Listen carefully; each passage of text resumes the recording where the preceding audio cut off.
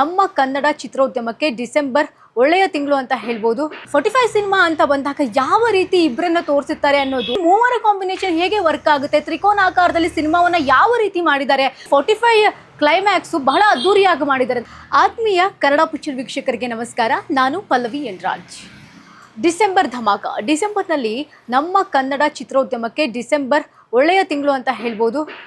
ಬಹುಶಃ devil release ಆದಾಗಿನಿಂದ next ವೀಕ್ವರೆಗೂ ಕೂಡ ಸಾಕಷ್ಟು ಸಿನಿಮಾಗಳು ಬರ್ತಾ ಇದೆ. ಅದರಲ್ಲೂ ಕೂಡ ದೊಡ್ಡ ದೊಡ್ಡ ಹೀರೋಗಳ ಬಿಗ್ ಬಜೆಟ್ ಸಿನಿಮಾಗಳು ಕೂಡ ಬರ್ತಾ ಇದೆ.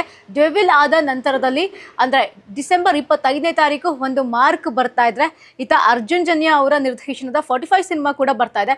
45 ಬಗ್ಗೆ ಹೇಳೋದಾದ್ರೆ ಥ್ರಿಲ್ಲರ್ ಆಗಿರುವಂತಹ ಸ್ಟೋರಿಯನ್ನ ಇಟ್ಕೊಂಡಿರುವಂಥದ್ದು. ಅಂದರೆ ಒಂದು ಕಡೆ ಶಿವಣ್ಣನವರು ಇದ್ರೆ, ಮತ್ತೊಂದು ಕಡೆ ರಾಜ್ ಬಿ ಶೆಟ್ಟಿ ಅವರು, ಮತ್ತೊಂದು ಕಡೆ ಉಪ್ಪಿ ಸರ್ ಅವ್ರನ್ನ UI ಆದ ನಂತರದಲ್ಲಿ ನೋಡ್ತಿರುವಂತಹ ಸಿನಿಮಾ ಆಗಿರೋದ್ರಿಂದ, 1 ವರ್ಷ ಆದ ನಂತರದಲ್ಲಿ ಉಪ್ಪಿ ಸರ್ ಅವರ ಸಿನಿಮಾ ಆಗಿರೋದ್ರಿಂದ, ಅದರಲ್ಲೂ ಕೂಡ ಮೊದಲನೇ ಬಾರಿಗೆ ಅರ್ಜುನ್ ಜನ್ಯ ಅವರ ನಿರ್ದೇಶನ ಅಂತಂದ್ರೆ ಎಲ್ಲ ಕೂಡ ಪಕ್ಕ ಪ್ಲ್ಯಾಂಡ್ ಆಗಿ ಸಿನಿಮಾವನ್ನ ತೆರೆಗೆ ತರಲಿಕ್ಕೆ ತಯಾರಿ ಮಾಡ್ಕೊಳ್ತಾ ಇದ್ದಾರೆ. ಹಾಗೆ ಸಿನಿಮಾದ ಬಗ್ಗೆ ಇನ್ನೊಂದು ವಿಷಯ ಏನಪ್ಪಾ ಅಂತಂದ್ರೆ, ಈ ಹಿಂದೆ ಅಂದ್ರೆ ಆಫ್ರೋ ಟಪಾಂಗ್ ಸಾಂಗ್ ಬಂತು, ಅದರಲ್ಲೂ ಕೂಡ ಸಾಕಷ್ಟು ಸದ್ದು ಮಾಡ್ತು. ಆ ಸಾಂಗ್ ಕೂಡ ಸಿನಿಮಾ ಪ್ರೇಕ್ಷಕರಿಗೆ, ಹಾಗೆಯೇ ಸೋಷಿಯಲ್ ಮೀಡಿಯಾದಲ್ಲಿ ಸಿಕ್ಕಾಪಟ್ಟೆ ವಿಡಿಯೋಸ್ನ ಮಾಡಿದ್ರು, ರೀಲ್ಸ್ನ ಮಾಡಿದ್ರು. ಅಂದರೆ 45 ಸಿನಿಮಾದಿಂದ ಏನೆಲ್ಲ ಕಂಟೆಂಟ್ಸ್ ಬರ್ತಾ ಇದೆ, ಆ ಎಲ್ಲ ಕಂಟೆಂಟ್ಸ್ಗಳು ಕೂಡ ಜನರಿಗೆ ಇಷ್ಟ ಆಗ್ತಾ ಇದೆ, ಸಿನಿಮಾ ಪ್ರೇಮಿಗಳಿಗೆ ಇಷ್ಟವಾಗ್ತಾ ಇದೆ.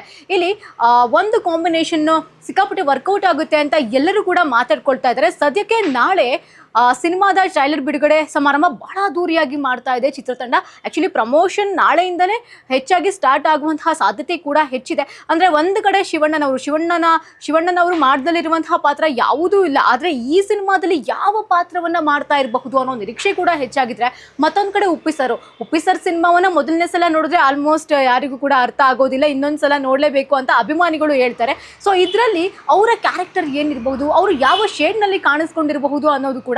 ಮತ್ತೊಂದು ಕಡೆ ರಾಜ್ ಬಿ ಶೆಟ್ಟಿ ಅವರು ರೀಸೆಂಟ್ ಆಗಿ ಬಂದಂತಹ ಸೂ ಫ್ರಮ್ ಸೋ ನಾವೆಲ್ಲರೂ ಕೂಡ ನೋಡಿದ್ದೀವಿ, ಬಹಳ ನಕ್ಕಿದ್ದೀವಿ. ಒಂದು ಯಾವ ರೀತಿಯಲ್ಲಿ ರಾಜ್ ಬಿ ಶೆಟ್ಟಿ ಅವ್ರನ್ನ ಅರ್ಜುನ್ ಜನ್ಯ ಅವರು ತೋರಿಸಿದ್ದಾರೆ ಅನ್ನುವಂಥದ್ದು ಕೂಡ ನಾವಿಲ್ಲಿ ನೋಡಬೇಕು. ಈ ಹಿಂದೆ ಅಂದರೆ ಒಂದು ಕಾಂಬಿನೇಷನ್ ಹೇಳೋದಾದ್ರೆ, ಉಪ್ಪಿ ಸರ್ ಅವರ ಹಾಗೆಯೇ ಶಿವಣ್ಣನವರ ಕಾಂಬಿನೇಷನ್ 1-2 ಸಿನಿಮಾದಲ್ಲಿ ವರ್ಕೌಟ್ ಆಗಿತ್ತು. ಓಂ ಸಿನಿಮಾದಲ್ಲಿ ಉಪ್ಪಿ ಸರ್ ಶಿವಣ್ಣ ಅವರಿಗೆ ಡೈರೆಕ್ಟ್ ಮಾಡಿದ್ರು. ಹಾಗೆಯೇ ಪ್ರೀತ್ಸೆ ಅನ್ನುವಂತಹ ಸಿನಿಮಾದಲ್ಲಿಯೂ ಕೂಡ ಇಬ್ಬರ ಕಾಂಬಿನೇಷನ್ ವರ್ಕೌಟ್ ಆಗಿತ್ತು. ಸೊ ಅಲ್ಲೂ ಕೂಡ ಒಂದು ಬೇರೆ ರೀತಿಯ ಸ್ಟೋರಿಯನ್ನ ನಿರ್ದೇಶಕರು ಉಪ್ಪಿ ಸರ್ ಅವ್ರನ್ನ ಬೇರೆ ರೀತಿ ತೋರಿಸಿದ್ರೆ, ಶಿವಣ್ಣ ಅವ್ರನ್ನ ಬೇರೆ ರೀತಿಯ ತೋರಿಸಿದ್ರು. ಆದರೆ ಈ 45 ಸಿನಿಮಾ ಅಂತ ಬಂದಾಗ ಯಾವ ರೀತಿ ಇಬ್ಬರನ್ನ ತೋರಿಸುತ್ತಾರೆ ಅನ್ನೋದು ಎಲ್ರಿಗೂ ಕೂಡ ಯಕ್ಷ ಪ್ರಶ್ನೆ ಆಗೋಗ್ಬಿಟ್ಟಿದೆ. ಆ ನಂತರದಲ್ಲಿ ನೋಡೋದಾದ್ರೆ ಈ ಶಿವಣ್ಣನವರ ಕಾಂಬಿನೇಷನ್ನಲ್ಲಿ ರಾಜ್ ಬಿ ಶೆಟ್ಟಿ ಅವರಾಗಿರಬಹುದು, ಉಪ್ಪಿ ಸರ್ ಅವರು ಕಾಣಿಸ್ಕೊಂಡಿಲ್ಲ. ಅಂದರೆ ಇವರು ಕೂಡ ಒಂದು ರಿಷಬ್ ಶೆಟ್ಟಿ ಅವ್ರ ಜೊತೆಗೂ ಕೂಡ ಸಿನಿಮಾ ಮಾಡಿದ್ರು ರಾಜ್ ಬಿ ಶೆಟ್ಟಿ ಅವರು, ಅಲ್ಲೂ ಕೂಡ ಅವರಿಬ್ರು ಕಾಂಬಿನೇಷನ್ ಸಿಕ್ಕಾಪಟ್ಟೆ ವರ್ಕ್ ಆಗಿತ್ತು. ಸೊ 45 ಅಂತ ಬಂದಾಗ ಈ ಮೂವರ ಕಾಂಬಿನೇಷನ್ ಹೇಗೆ ವರ್ಕ್ ಆಗುತ್ತೆ, ತ್ರಿಕೋನಾಕಾರದಲ್ಲಿ ಸಿನಿಮಾವನ್ನ ಯಾವ ರೀತಿ ಮಾಡಿದ್ದಾರೆ ಅನ್ನೋದು ಎಲ್ರಿಗೂ ಕೂಡ ಇರುವಂತಹ ಒಂದು ಪ್ರಶ್ನೆ ಮಾಡಿದೆ.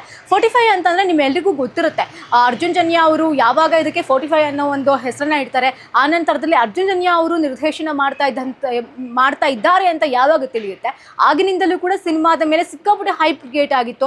ಸಿನಿಮಾ ಹೇಗಿರುತ್ತೋ ಏನೋ ಅನ್ನೋದು ಕೂಡ ನೋಡಬಹುದು. ಆ ನಂತರದಲ್ಲಿ ಒಂದು ಆಫ್ರೋ ಟಪಾಂಗ್ ಸಾಂಗ್ ಬರುತ್ತೆ. ಅಂದರೆ ಆಫ್ರಿಕಾ ಅಲ್ಲೇ ಒಂದಷ್ಟು ಜನಗಳನ್ನು, ಅಂದರೆ ಅಲ್ಲಿ ಟ್ರೆಂಡಿಂಗಲ್ಲಿರುವಂತಹ ಕಂಟೆಂಟ್ ಕ್ರಿಯೇಟರ್ಸ್ನ ಇಲ್ಲಿಗೆ ಕರೆಸಿ ಒಂದು ಸಾಂಗನ್ನು ಮಾಡಿರ್ತಾರೆ. ಆ ಸಾಂಗ್ ಕೂಡ ಸಿಕ್ಕಾಪಟ್ಟೆ ವೈರಲ್ ಆಗುತ್ತೆ. ಅಲ್ಲಿ ನಮಗೆ ರಾಜ್ ಬಿ ಶೆಟ್ಟಿ ಅವರು ಬೇರೆ ರೀತಿಯಲ್ಲಿ ಕಾಣಿಸ್ಕೊಳ್ತಾರೆ. ಸೊ ಅಂದರೆ ಯಾವ ರೀತಿ ಸಿನಿಮಾ ಇರಬಹುದು, ಕತೆ ಹೇಗಿರಬಹುದು, ನಿರ್ದೇಶನ ಅರ್ಜುನ್ ಜನ್ಯ ಅವರು ಹೇಗೆ ಮಾಡಿದ್ದಾರೆ ಅನ್ನೋದು ಕೂಡ ನಾವಿಲ್ಲಿ ನೋಡಬಹುದು. ಅಂದರೆ ನಾಳೆ ಟ್ರೈಲರ್ ಲಾಂಚ್ ಈವೆಂಟ್ ಇರೋದ್ರಿಂದ ರಾಜ್ಯದ ಬೇರೆ ಬೇರೆ ನಗರಗಳಲ್ಲಿಯೂ ಕೂಡ ಅಂದರೆ ಲೈವ್ ಸ್ಟ್ರೀಮಿಂಗ್ ಅನ್ನು ಇಟ್ಟಿದ್ದಾರೆ. ಆದರೆ ಬೆಂಗಳೂರಿನಲ್ಲಿ ಅದ್ದೂರಿಯಾಗಿ ಕಾರ್ಯಕ್ರಮ ನೆರವೇರ್ತಾ ಇದೆ. ಬೆಂಗಳೂರಿನ ಕೆಂಪೇಗೌಡ ಮೈದಾನದಲ್ಲಿ ಕಾರ್ಯಕ್ರಮ ಇಟ್ಕೊಂಡಿದ್ದಾರೆ.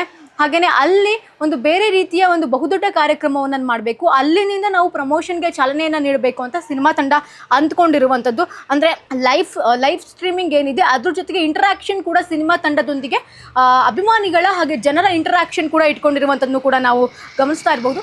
ಈ ಸಿನಿಮಾ ಮುಂದಿನ ವಾರ ತೆರೆಗೆ ಬರ್ತಾ ಇದೆ. ಸಾಕಷ್ಟು ನಿರೀಕ್ಷೆ ಇಟ್ಕೊಂಡಿದ್ದಾರೆ, ಯಾಕೆಂದರೆ ಒಂದು ಕಡೆ ಮಾರ್ಕ್ ಬರ್ತಾ ಇದೆ, ಇನ್ನೊಂದು ಕಡೆ 45 ಬರ್ತಾ ಇದೆ. ಅಂದರೆ ಫ್ಯಾನ್ಸ್ ಯಾವ ಸಿನಿಮಾವನ್ನು ನೋಡಬೇಕು ಅಂತ ಫ್ಯಾನ್ಸ್ ಡಿಸೈಡ್ ಮಾಡ್ತಾರೆ. ಒಂದು ಕಡೆ ಸುದೀಪ್ ಸರ್ ಅವರಿಗೂ ಕೂಡ ಸಿಕ್ಕಾಪಟ್ಟೆ ಅಭಿಮಾನಿಗಳಿದ್ದಾರೆ, ಹಾಗೆ ಶಿವಣ್ಣನವ್ರಿಗೂ ಇದ್ದಾರೆ, ಉಪೇಂದ್ರ ಅವ್ರಿಗೂ ಇದ್ದಾರೆ, ಹಾಗೆಯೇ ರಾಜ್ ಬಿ ಶೆಟ್ಟಿ ಅವರಿಗೂ ಇದ್ದಾರೆ. ಸೊ ಹೀಗೆ ಈ ಒಂದು ಕಾಂಬಿನೇಷನ್ ಹೇಗೆ ವರ್ಕ್ ಆಗುತ್ತೆ ಅನ್ನೋದು ಕೂಡ ನೋಡಬೇಕು. ಅಂದರೆ ಬಲ್ಲ ಮೂಲಗಳ ಮಾಹಿತಿಯ ಪ್ರಕಾರವಾಗಿ ಕ್ಲೈಮ್ಯಾಕ್ಸು ನೆಕ್ಸ್ಟ್ ಲೆವೆಲಲ್ಲಿದೆ ಅನ್ನೋ ರೀತಿಯಲ್ಲೂ ಕೂಡ ನಮಗೆ ತಿಳಿದು ಬಂದಿರುವಂತಹ ವಿಷಯ.